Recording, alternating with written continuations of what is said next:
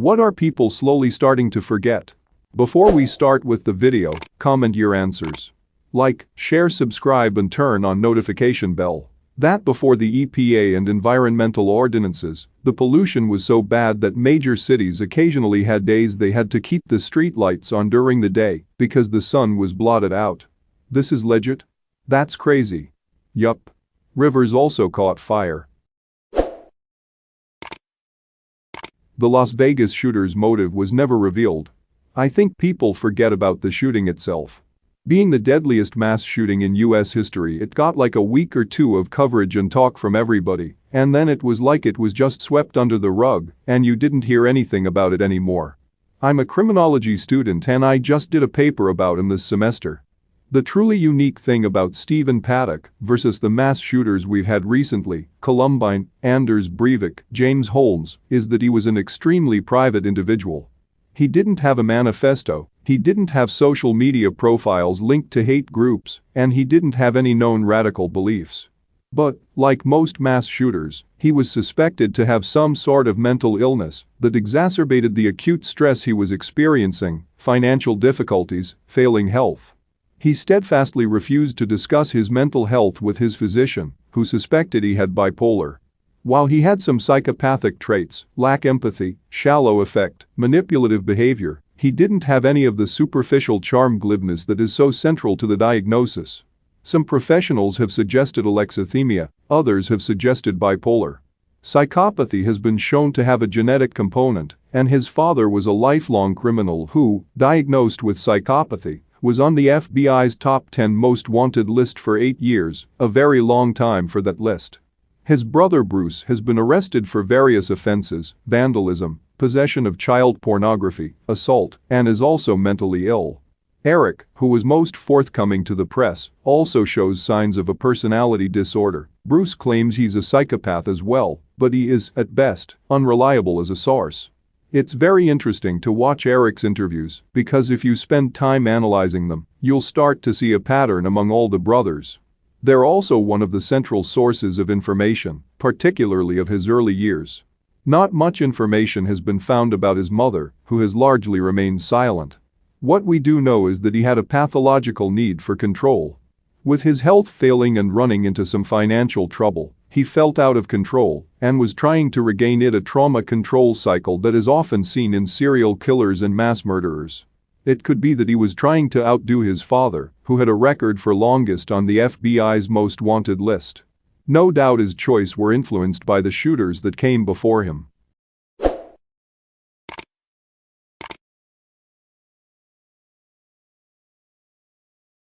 There's an excellent take on this in The Hitchhiker's Guide to the Galaxy. Dude is suddenly planted on a primitive planet. He speaks to the local people about wonders beyond their imagination. Of electricity, of carriages drawn by their own power, of guns, of HVAC systems, pens, synthetic fabrics, etc., etc. The local people then ask him how? How can we have all this? And he realizes.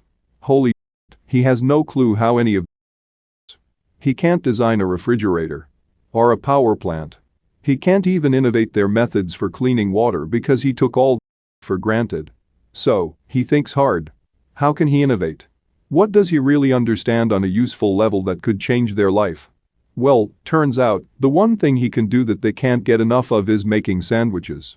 Thin sliced meat layered on sliced bread is the most exciting damn thing they've ever seen. So ask yourself, if you were dropped into a primitive society, what could you really show them? What do you really understand? If the answer is nothing, get really good at layering ingredients. Teach germ theory. If they have alcohol, teach sanitation. Others' past embarrassments, even though we still hold on to ours. Nah, I don't forget the guy who farted in the quiet zone of the library. It happens and I feel for him, but I still remember. Yeah, the fact that I still remember some other people's embarrassing stuff means some people remember mine. Amazon rainforest getting messed up really bad. Don't forget the genocide on the natives to free their land for illegal deforestation, farms and mines. Bolsonaro is honestly probably the largest piece of rat feces on earth. Neighbors. In the late 90s our neighborhood used to have block parties where someone would have a big BBQ and everyone would come hang out and have a good time. I was pretty young at the time, I don't know who hosted or organized this, but now nobody talks to anyone. Edit. It was in a suburb BTW. I'm not sure if people ever did those outside of suburbs. I talked to my neighbor once. He seemed like a nice dude. That was 3 years ago. He's probably still a nice dude.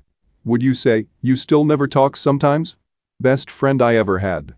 I like to call people by a wrong name to remind them that I don't care. That the US had the longest government shutdown not that long ago. I actually did forget that. As a federal employee, I have not forgotten. The most troubling thing about the shutdowns is that they are getting to be a regular thing. I'm at the point where I don't think I would ever take a job working for the federal government. Politicians are just using them as leverage because they know enough people are dumb enough to not really look too closely as to why the government gets shut down. Phone numbers. When's the last time you actually memorized one? 011899988199911972253. The long pause before the 3 gets me every time. World War I. No veterans left and overshadowed by WW2. On a similar note, the Korean War.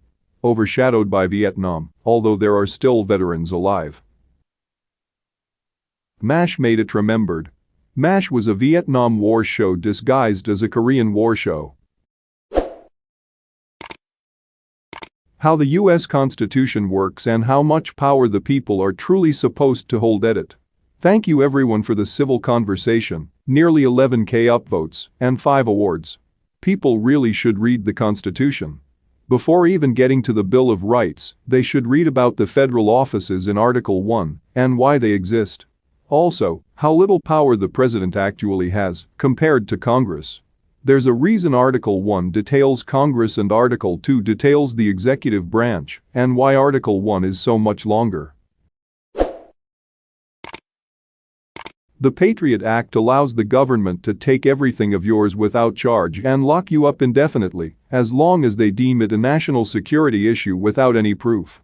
National security meaning whatever the hell they want it to mean. National security is the card countries play when humans' rights need to be violated legally. People forgot about the Patriot Act so quickly that they were surprised when Snowden revealed what we basically already knew the government was doing through the Patriot Act. And now Snowden is an afterthought. Kony, 2012. Easily the most underrated candidate. It's a shame he's not running for president again in 2020. Someone's gonna actually fall for this, and that's hilarious. Couldn't do any worse, right? I don't agree with that statement. Panama Papers. Unpopular opinion. The main reason people are forgetting about it is because most of the people implicated weren't American Western European, which Reddit heavily markets towards. Seeing Messi and Putin's questionable finances isn't going to have the same effect that seeing Clinton, Trump, or any major American celebrity's wealth would. Felicity Huffman and the college cheating scandal got way more coverage for a reason. I think also a large number of people in the Panama Papers had a more legitimate reason for being in there than others. It's kind of what happens when you release unfiltered information to the public. Canada took the Panama Papers very seriously, and of all the people accused in Canada of having illegal money in Panama, only 2 were actually guilty of anything. And those 2 people were barely guilty of anything. These 2 parties entered a compliance agreement with the CRA, in which they'd pay all money owed, and not offshore money again, with a yearly audit until compliance is over. It cost millions to audit these people, and not enough money was recovered to actually make up for it. One of the people audited who was innocent was an art dealer who paid all of her taxes in Canada. She actually paid slightly more money in taxes than she owed. CRA gave her a refund. Her business, of which was worth millions, was to buy and sell art pieces. She admits that a lot of the world's art sits in the hands of black market contacts, and so because of that she needed a bank account that would facilitate these cash transactions. But she paid all Canadian sales tax on the purchases and all fees and taxes for importing them. Another shining example was Prince Philip. He donated to a tree planting organization which required upon him an account to do. The guy legitimately thought he was planting trees. As a royal, he isn't legally obligated to pay any taxes on his earnings. But he, as a matter of principle, overpays on taxes. He thought he was giving a charitable donation, which he wasn't claiming, but it was actually a money laundering company.